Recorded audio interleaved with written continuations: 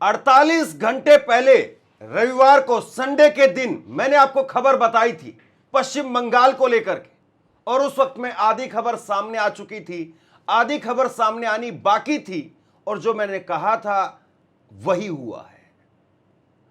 48 घंटे पहले मैंने आपको खबर बताई थी बंगाल को लेकर के कि बंगाल के अंदर जो साहब आए थे एसआईआर करवाने के लिए, जिन साहब ने एसआईआर के पक्ष में मजबूत दलीलें दी, उनको शुभेंदु अधिकारी ने अपना सलाहकार नियुक्त कर लिया था। लेकिन अब सरकार 4 कदम और आगे चली गई है। अब बीजेपी के मुख्यमंत्री, नए नवेले मुख्यमंत्री शुभेंदु अधिकारी वो 4 कदम और आगे चले गए और उन्होंने सीधे तौर पर चीफ सेक्रेटरी के पद पर तैनात कर दिया है मुख्य चुनाव अधिकारी को, यानी जो सीईओ बनकर के गए थे, बंगाल के चीफ इलेक्शन ऑफिसर बनकर के जो गए थे, उनको चीफ सेक्रेटरी बना दिया है। बताइए, ये खबर आपके लिए सामान्य है या इस खबर को सुनने के बाद में आपको कुछ महसूस होता है क्या? खुला खेल फर्रुखाबादी ये मामला चल रहा है। ये बंगाल के अंदर हो क्या रहा है? बंगाल में जिस तरीके का प्रचलन ये यहां पर बीजेपी कर रही है, ये केवल बंगाल तक सीमित रहेगा या फिर बंगाल में एक रोल मॉडल पेश किया जा रहा है बाकी तमाम अधिकारियों के लिए? राहुल गांधी ने अभी कुछ देर पहले इसको लेकर के ट्वीट भी किया कि जो जितना बड़ा चोर होगा या चोरी करवाएगा उसको उतना बड़ा इनाम मिलेगा। ये कैसी परिपाटी डाल रहे हैं हम लोग? ये किस तरीके का रवैया है सरकारों का? और बड़ी बात यह है, शर्म भी नहीं है, लाज भी नहीं है, कहीं कोई पर्दा भी नहीं है, कहीं कोई घुमा करके कान नहीं पकड़ा जा रहा है, सीधे सीधे कान पकड़ लिया है। जिस आदमी को इलेक्शन कमीशन ने सीईओ बना करके भेजा, वो आदमी जिसकी रिटायरमेंट अभी जुलाई में होनी है, 2 महीने का जिसके पास में समय है, अब जाहिर सी बात है अगर चीफ सेक्रेटरी बनाया है तो एक्सटेंशन भी मिलेगा। मतलब आप समझ रहे हैं, जो आदमी 2 महीने के बाद में रिटायर होने वाला है, उस आदमी को रिटायरमेंट से पहले इतनी बड़ी पोजीशन दी गई, और अब रिटायरमेंट होने से ठीक 2 महीने पहले सरकार बनते ही 48 घंटे के अंदर अंदर सरकार फैसला ले लेती है कि भैया यही हमारे चीफ सेक्रेटरी रहेंगे। चीफ सेक्रेटरी यानी सबसे बड़ा अफसर। कहां पर किसकी तैनाती होगी, क्या नहीं होगा, क्या होगा क्या नहीं होगा, ये सब कुछ काम जो चीफ सेक्रेटरी देखता है। और चीफ सेक्रेटरी के पद पर आपने किस आदमी को बैठा दिया है? और क्या ये वाकई इनाम है क्या? मैंने संडे को भी खबर बताई थी आपको, बहुत विस्तार से इस पर बात की थी, और उस दिन खबर सामने आई थी सुब्रत गुप्ता, पूर्व आईएएस अधिकारी जिनको रिटायरमेंट के बाद में सलाहकार बनाया, उनकी खबर थी। और उस दिन मैंने कहा था आपको कि भैया हो ना हो, ये अब अगला नंबर जो है वो चीफ सेक्रेटरी के तौर पर मनोज अग्रवाल का आने वाला है, और वही हुआ है साहब। मनोज अग्रवाल सीईओ को चीफ सेक्रेटरी बना दिया गया है। अब ये साहब जो हैं, इनके बारे में मैं आपको बहुत आगे विस्तार से जानकारी देने वाला हूं, और इससे पहले जो सुब्रत पाठक, माफ कीजिए, सुब्रत जो गुप्ता बने, सुब्रत गुप्ता की जो हिस्ट्री है उसको भी अगर आप खंगालेंगे तो सुब्रत गुप्ता की हिस्ट्री भी अपने आप में बहुत महत्वपूर्ण है कि कैसे वो बंगाल कैडर के न केवल आईएएस अधिकारी थे बल्कि बंगाल के अंदर ही तकरीबन उम्र भर रहे, और उस आदमी को, उस अधिकारी को आपने अब सलाहकार नियुक्त कर लिया है, जिस आदमी ने बिल्कुल नाप तोल करके एसआईआर और सारी चीजें उनके नेतृत्व में हुई। कल बंगाल में पूर्व आईएएस अधिकारी सुब्रत गुप्ता, जो एसआईआर के टाइम पर स्पेशल ऑब्जर्वर नियुक्त हुए थे, उनको नवनिर्वाचित मुख्यमंत्री शुभेंदु अधिकारी का सलाहकार बनाया गया। आज बंगाल में मनोज अग्रवाल, जो चुनाव के टाइम पर चीफ इलेक्टोरल ऑफिसर सीईओ थे, उनको बंगाल का प्रमुख सचिव मतलब चीफ सेक्रेटरी बनाया गया है। लेकिन खबरदार, जो किसी ने दोनों खबरों को मिलाकर चुनाव की निष्पक्षता पर सवाल उठाए, कतई नहीं। लेकिन मोदी जी, एक बात तो आपसे कहनी है। मेहदी हसन साहब की एक बड़ी फेमस गजल है, रंजिश ही सही, अटल जी को बहुत पसंद भी थी। उसमें एक शेर है, कुछ तो मेरे पिंदारे मोहब्बत का भरम रख, तू भी तो किसी रोज मनाने के लिए मुझे आ। तो थोड़ा भरम आप भी रख लेते, निष्पक्षता का थोड़ा भरम आप भी रख लेते कि इतनी मिली भगत नहीं थी। लेकिन आपने तो खुला खेल फर्रुखाबादी खेलना शुरू कर दिया है। वैसे शास्त्रों में इसको क्विड प्रो को कहा गया है। मैं आपसे इस खबर पर आगे जानकारी दूं उससे पहले एक सवाल पूछना चाहता हूं। मैं आपसे ये पूछना चाहता हूं, जानना चाहता हूं, समझना चाहता हूं। आप ये बताइए कैसे सिफारिशें हुई होंगी? इनकी जो नियुक्ति हुई थी मनोज अग्रवाल की या सुब्रत गुप्ता की जो नियुक्ति हुई थी, वो ऐसा नहीं कि किसी को भी ठीक है भेज दिया। इनकी नियुक्ति वो चुनाव आयोग, उसमें भी खास तौर पर मान करके चलिए कि आप जब इतने बड़े राज्य में कोई जिम्मेदारी सौंप रहे हैं तो कहीं ना कहीं ज्ञानेश गुप्ता उनकी पैरवी रही होगी, तब जाकर के इनको बंगाल की जिम्मेदारी मिली होगी। और मैं हैरान रह जाता हूं कई बार सोच करके कि क्या ऐसा हुआ होगा कि बीजेपी के कार्यालय से या कहीं से फोन जाए और उसके बाद में उनको कहा जाए कि साहब इनको देख लीजिए, इनको ही करना है, इनको ही देखना है, उसके बाद में उनको बना दिया जाए और वो साहब जो है वो खुद जो है वो काम करें और उसके बाद में फिर जब सरकार बन जाएगी तो उनको इनाम दिया जाए। आपको याद है, कितने लोगों को याद है या फिर कितने लोग भूल गए, इस चुनाव के दौरान जो ये 5 राज्यों में चुनाव हुआ, इस दौरान एक ऐसा वाकया निकल करके सामने आया कि कोई यकीन तक नहीं कर पाया। बीजेपी की मोहर जो है वो चुनाव आयोग के एक लेटर हेड के ऊपर मिली थी। याद है आपको या भूल गए हैं? ये देख लीजिए तस्वीर। बीजेपी की मोहर और चुनाव आयोग का लेटर हेड, ये दोनों चीजें कैसे संभव है? ये दोनों चीजें तभी संभव है या तो चुनाव आयोग बीजेपी दफ्तर में बैठ करके काम कर रहा है, या बीजेपी दफ्तर के लोग वो चुनाव आयोग के दफ्तर में जाकर के अपना सारा साजो सामान ले जाकर के तब काम कर रहे हैं। और इसको जो है वो बाकायदा चुनाव आयोग ने स्वीकार किया कि ये कोई एआई मिस्टेक नहीं है या फिर कोई एआई तरीके से किसी ने फर्जीवाड़ा नहीं किया है, बल्कि ये एक क्लरिकल मिस्टेक बता दिया गया। मैं ये जानना समझना चाहता हूं कि मान लीजिए कि मेरे पास में मेरी टेबल के ऊपर, अगर मेरी टेबल पर ये 50, 60, 70 लेटर्स जो है वो आए हुए हैं जिस पर मुझे साइन करने हैं, जिस पर मुझे मोहर लगाने हैं, अपने चैनल के नाम की मोहर लगानी है, तो भैया इसमें बीजेपी के नाम की मोहर कैसे लग सकती है? भाई अगर मैं साइन करूंगा तो मैं साइन करते करते हो सकता है मैं थोड़ा साइन गलत कर दूं, या फिर जब मोहर लगाऊंगा तो हो सकता है कि मेरी जो मोहर होगी, सील होगी, वो थोड़ा सा इधर ना लग करके थोड़ी सी इधर हो जाए। ये कैसे मुमकिन है कि मेरे कागज पर मेरे साइन के ऊपर बीजेपी की मोहर लग जाए? या तो ये हो कि मेरी मेज के ऊपर बीजेपी की मोहर पड़ी रहती है, या फिर यह है कि मैंने ये काम बीजेपी के दफ्तर में ले जाकर के किया और वहां पर ले जाकर के मोहर मार दी। और तीसरा तरीका और क्या हो सकता है कि कैसे बीजेपी की मोहर लग जाएगी? क्लरिकल मिस्टेक बता करके इस पे जो है वो चुनाव आयोग ने पल्ला झाड़ दिया था। अब जरा ये साहब हैं कौन, इनके बारे में जरा मैं आपको थोड़ा सा बताता हूं। मनोज अग्रवाल जो हैं वो 1990 बैच के पश्चिम बंगाल कैडर के आईएएस अधिकारी हैं। आईआईटी कानपुर के मैकेनिकल इंजीनियरिंग में बीटेक और बंगाल में हिंसा मुक्त शांतिपूर्ण, ये जो चैनल्स में प्रोफाइल लिखी हुई वो आपको बता रहा हूं, बंगाल में हिंसा मुक्त और शांतिपूर्ण चुनाव संपन्न कराने में इनकी महत्वपूर्ण भूमिका रही है। मुख्यमंत्री पद की शपथ लेने के बाद में शुभेंदु अधिकारी ने इनकी खुल करके तारीफ की थी। विधानसभा चुनाव के दौरान मनोज अग्रवाल राज्य के मुख्य निर्वाचन अधिकारी सीईओ के पद पर तैनात थे।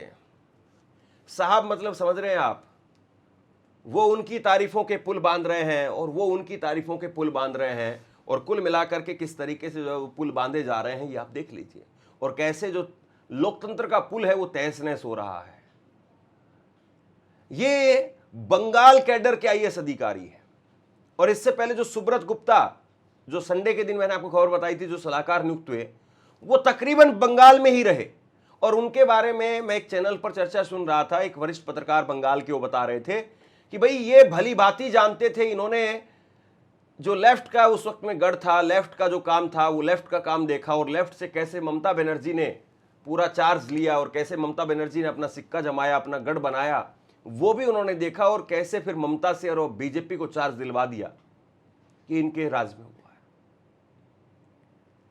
आप सोचिए कि कोई आदमी जो बिल्कुल नस नस से वाकिफ हो, उस आदमी को जो है वो लगाया गया पहले काम पर।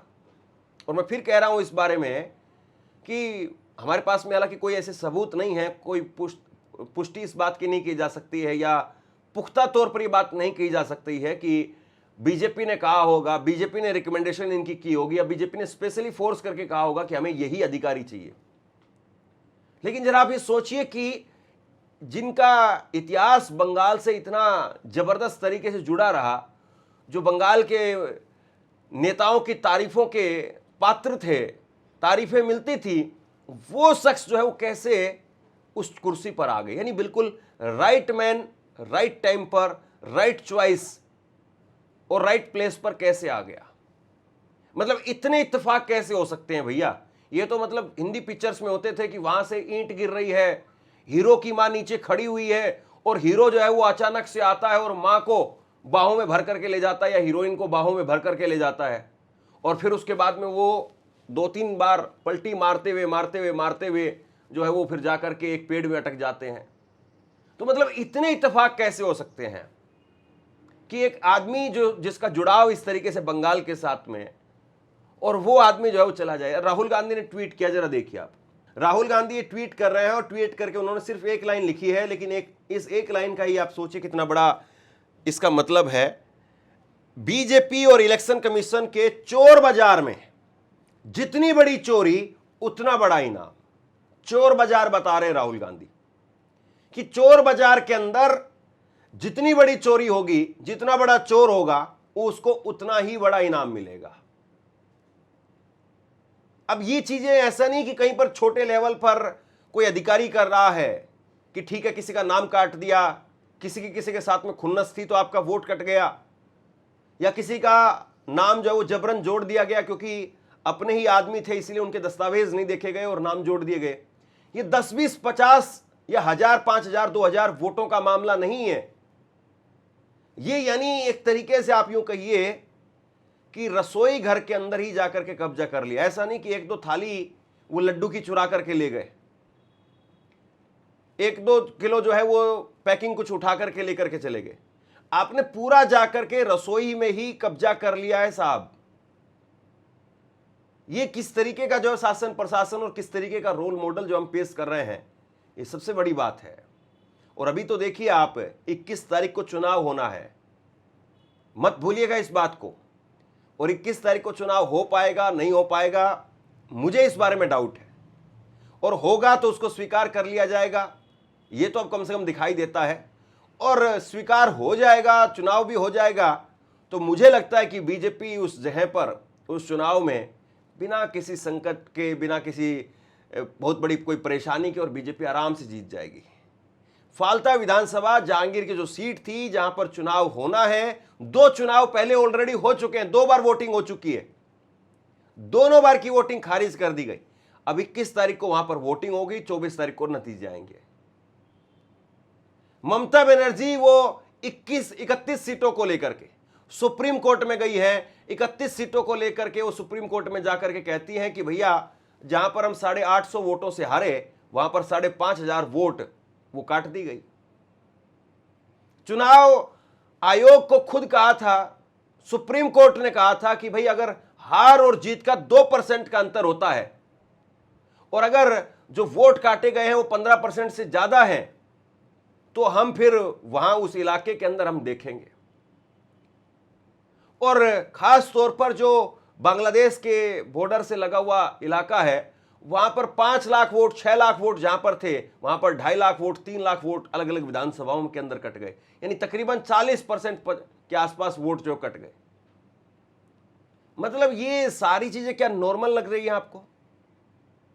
और शुभेंदु अधिकारी क्या कम से कम कोई और दूसरे अधिकारी को, या फिर इनको रिटायरमेंट के बाद में कुछ ला करके दोबारा से दे करके, इनका तो रिटायरमेंट जुलाई में होना है, अभी सिर्फ और सिर्फ जून बीच में है, जुलाई में इनका रिटायरमेंट था। जाहिर सी बात है, लिख करके रख लीजिए आप, चीफ सेक्रेटरी बनाया तो 2 दिन के लिए नहीं बनाया है, इनको एक्सटेंशन मिलेगा ही मिलेगा। तो एक्सटेंशन मिलेगा साहब, आपको बढ़िया मलाईदार चीफ सेक्रेटरी से बड़ा पद क्या होता है? देखिए ये कहा जाता है कि अगर कोई आईएएस अफसर बनता है तो आईएएस अफसर बनने का मजा तब है जब आप आईएएस अफसर बने पहले अटेम्प्ट में। यानी अगर कोई लड़का अगर 25-26 साल की उम्र तक अगर आईएएस अफसर बन गया तो फिर वो चीफ सेक्रेटरी के पद तक जाता है। और अगर कोई जाकर के 3-4 अटेम्प्ट लेने के बाद में तब जाकर के अगर कोई आईएएस अफसर बनेगा तो फिर वो बहुत ऊपर तक जा नहीं पाएगा।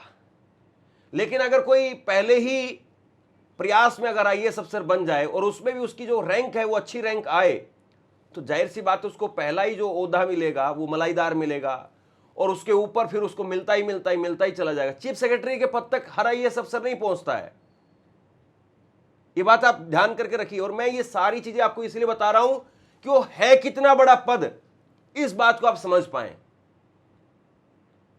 चीफ सेक्रेटरी यानी बहुत गिनती के आईएएस अधिकारी होते हैं जो उस लेवल तक पहुंच पाते हैं। तो ये जो है वो कुल मिलाकर के इस वक्त की स्थिति है, ये इस वक्त का चुनाव है, ये इस वक्त का दौर है। और मत भूलिएगा कि अभी चुनाव आयोग की तरफ से कोई प्रेस कॉन्फ्रेंस भी नहीं हुई है। तो अगर कोई प्रेस कॉन्फ्रेंस हो तो कम से कम उसमें पूछा जाए कि साहब, एक तो टीएन सेशन साहब थे जो ये कहते थे कि I am not chief election commissioner of the government of India, I am election commissioner of India. अंतर समझे आप? वो कहते थे मैं भारत का इलेक्शन कमिश्नर हूं, मैं भारत सरकार का इलेक्शन कमिश्नर नहीं हूं, मैं किसी सरकार का पार्ट नहीं हूं, मैं भारत का पार्ट हूं, मैं भारत का इलेक्शन कमिश्नर हूं। और वो कहते थे कि भैया ये कहने के लिए तो माइनर सा अंतर है कि election commissioner of government of India और election commissioner of India, Bharat सरकार का अधिकारी और भारत का अधिकारी, इन दोनों में कहने के लिए तो माइनर अंतर है, लेकिन यही मेजर अंतर है। वो भारत का अपने आप को अधिकारी बताते थे, किसी सरकार का अधिकारी नहीं बताते थे। लेकिन यहां तो ये तस्वीर देखिए आप, ज्ञानेश गुप्ता जो है शॉल उड़ा करके अमित शाह जी का इस्तकबाल करते हैं। साहब देखिए, ज्ञानेश कुमार गुप्ता साहब जो है वो जब एयरपोर्ट से कोलकाता से निकलते तो ऐसे हाथ हिलाते कि जैसे कोई केंद्रीय मंत्री आकर के और स्वागत कर रहा हो। ये तो स्थिति है। बहरहाल अब ज्यादा क्या कहा जाए। बाकी आप बताइए कि जो नियुक्ति हुई है इसको आप कैसे देख रहे हैं? निष्पक्ष है, कोई दिक्कत नहीं है, चलता है, होता है, पहले तो पता नहीं क्या क्या हुआ था, या फिर वाकई बचा जाना चाहिए था? शेयर कीजिए और आप क्या सोचते हैं नीचे कमेंट सेक्शन में लिख करके जरूर बताइए। इस वीडियो को लाइक कीजिए और चैनल को सब्सक्राइब जरूर कीजिए। शुक्रिया, थैंक यू।